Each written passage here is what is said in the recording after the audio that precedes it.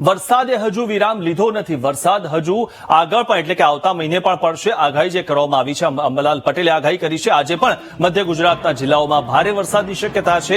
અને જે પ્રકારે આગાહી કરવામાં આવી છે, અમદાવાદ ગાંધીનગરમાં તડકા વચ્ચે પણ વરસાદી ઝાપટાની સંભાવના વ્યક્ત કરવામાં આવી છે. તો મધ્ય ગુજરાતના જિલ્લાઓમાં આજે પણ ભારે વરસાદની શક્યતા છે. વડોદરાના હાલ બેહાલ છે, ત્યારે મધ્ય ગુજરાતમાં હજુ પણ સ્થિતિ ખરાબ થઈ શકે.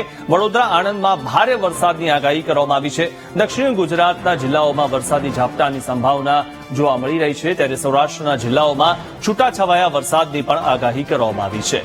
તો હજુ પણ વધુ વરસાદ પડે તેવી આગાહી છે. અમદાવાદ ગાંધીનગરમાં તડકા વચ્ચે પણ વરસાદી ઝાપટા આવી શકે છે. નવરાત્રી દરમિયાન 3 થી 5 ઓક્ટોબર સુધીમાં વરસાદની શક્યતા છે.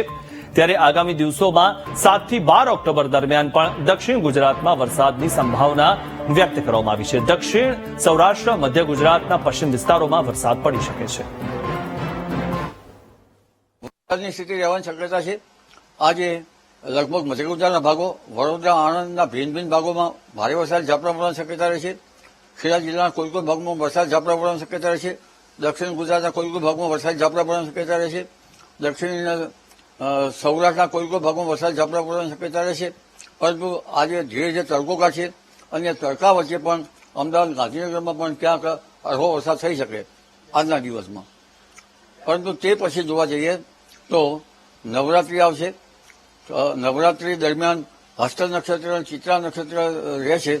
એટલે હસ્ત નક્ષત્રમાં તારીખ 5 સુધીમાં લગભગ સ્થાનિક સિસ્ટમ બને તો 3, 4 અને 5 શરૂઆતના નવરાત્રીમાં ત્યાં હળવા છાંટા કે વરસાદ થઈ શકે.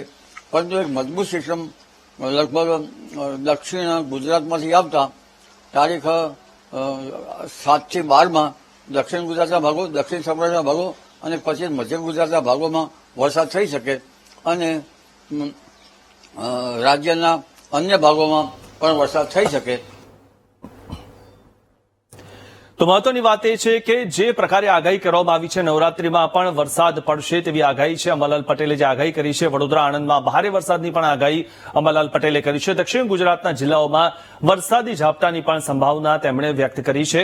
ત્યારે સૌરાષ્ટ્રના જિલ્લાઓમાં છૂટાછવાયા વરસાદની પણ આગાહી તેમણે કરી છે. અને જે રીતે આગળની જે તારીખો તેમણે આપી છે, 3 થી 5 તારીખમાં આવતા મહિને 3 થી 5 તારીખમાં વરસાદ પડશે, ત્યારે 7 થી લઈને 14 તારીખમાં પણ વરસાદ પડશે.